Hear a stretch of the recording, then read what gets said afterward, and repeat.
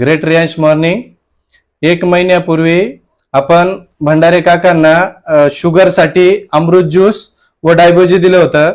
पण आपण त्यांना जे अमृत ज्यूस व डायबोजी दिलं त्यातून त्यांना शुगरसाठी तर फरक पडला, पण अजूनही पण दुसऱ्या आजारांसाठी फरक पडला. तर ते आपण त्यांचे चिरंजीव आपले लीडर आहे, तर त्यांच्या तोंडूनच ऐकू त्यांना काय काय रिझल्ट भेटला तो.